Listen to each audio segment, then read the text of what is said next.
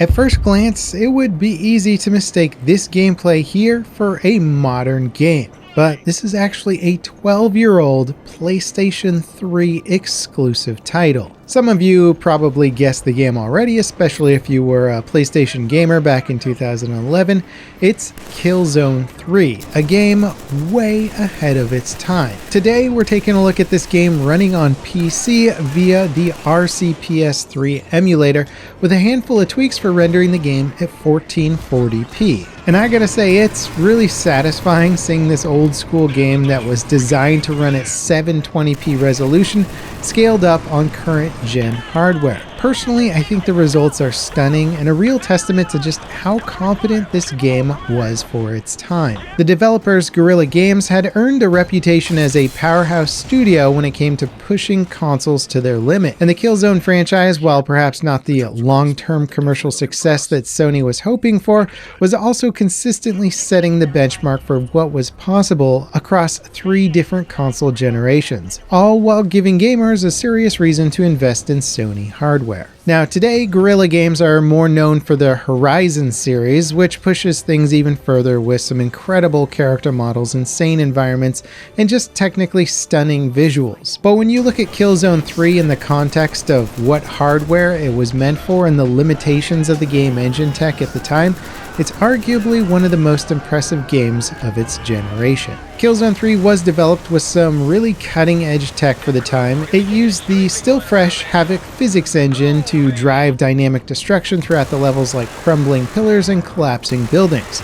Those interactions might have not been genre-defining like in, say, Half-Life 2, but they did add richness and interactivity to the game world that few contemporary titles offered. The game also used the top-of-the-line rendering system called Deferred Rendering. This was a technique introduced with the release of Crysis in 2007. The basics of how it works is it splits the scene geometry and textures into their own buffers, which can then be used to calculate lighting and effects in separate passes. Non-deferred or forward rendering forces you to do all of the game's dynamic effects and image processing as part of the main render. But deferred rendering lets you do it as a post-process, and it's what enables advanced effects like motion blur, depth of field, color grading, advanced lighting, and more, since they can be deferred from the main rendering process and done as separate passes as the main renderer spits out data. And while this tech is pretty much commonplace today, well, even 4 years after the original Crysis launch, deferred rendering was still a bold new frontier for game development.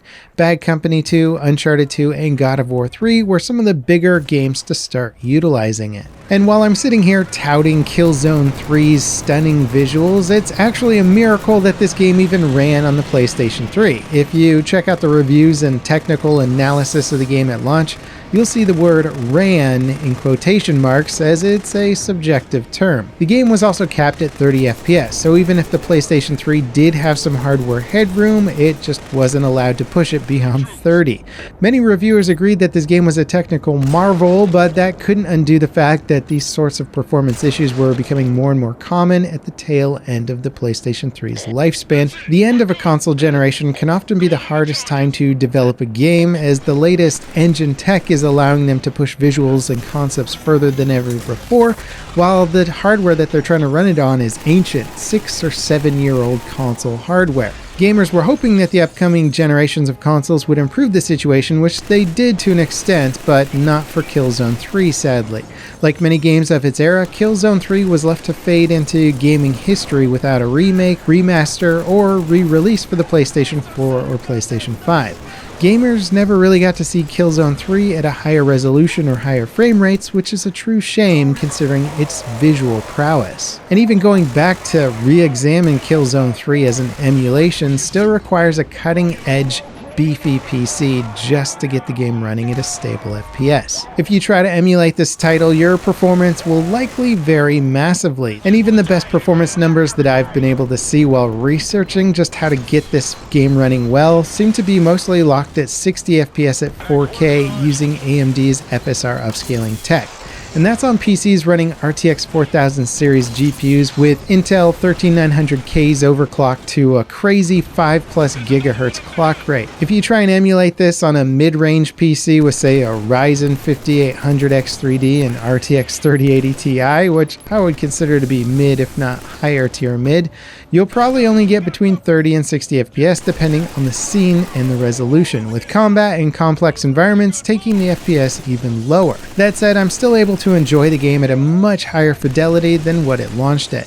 The launch resolution of 720p with a 30 FPS cap is honestly just kind of unthinkable in today's market. Dropping the emulation's render resolution to that target, the FPS consistency does improve a bit, but again, it takes an insanely fast CPU to hit any sort of stable FPS. Sadly, this is due to, one, the emulation software being used, and just in general the game not being designed to take advantage of modern game hardware, as most games of its era were clock rate limited, which hasn't been a big focus of modern CPUs compared to the multi-threading approach of chipset design. That said, today's super high-end 5+ GHz overclock CPUs are likely tomorrow's mid-range systems and the far future's bargain PCs. As PC hardware continues to improve, it's very likely that Killzone 3 will run at a locked 4K 60 FPS on a much wider range of systems in the near future. Not that that's something that the average gamer is necessarily aspiring for, but it is something to keep in mind. Now, also from the artistic perspective, the biggest element that stands out to me is the environment. Nearly every second of the gameplay just looks like a set piece. Guerrilla clearly spared no expense when it came to level design and the atmospherics.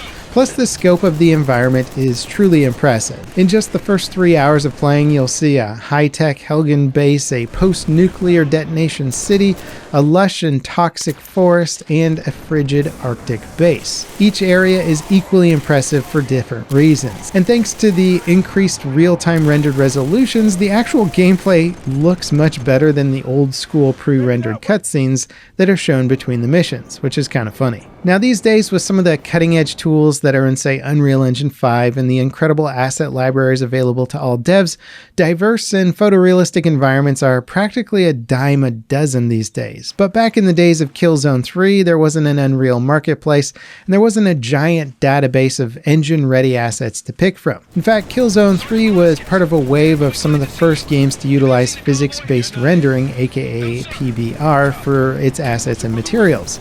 And PBR is pretty much just the gold standard for asset development today. When combined with dynamic lighting and ray tracing, it can give textures incredibly authentic reflections, surface qualities, and resolution. Now obviously you're going to spend a lot of time shooting stuff in Killzone 3, and the engine tech that it was using works kind of a magic when it comes to muzzle flashes lighting up the environment and the enemies. Bullet impacts utilize normal maps to create realistic looking 3D impacts, even though they're just 2D textures. Environmental lighting and effects like sun rays and rain influence dynamic lights, as do third-person character models and interactive objects. And when you get up close or pause to admire these effects, it's actually remarkable just how well they hold up all these years later. Now, one of the caveats to this footage that you've seen so far is that much of the game's post-processing effects like vignetting and motion blur have been disabled to run the game at a higher resolution than 720p. When turning them back on, the game does look more cinematic, but I personally prefer them off with the higher resolution. And playing with a wider FOV than the game was designed for with the effects disabled, the character and charm of Killzone 3's visuals do get washed away a little bit, as it wasn't really designed around this. There's also some lighting bugs that make a one-to-one comparison tough when the post-processing is disabled.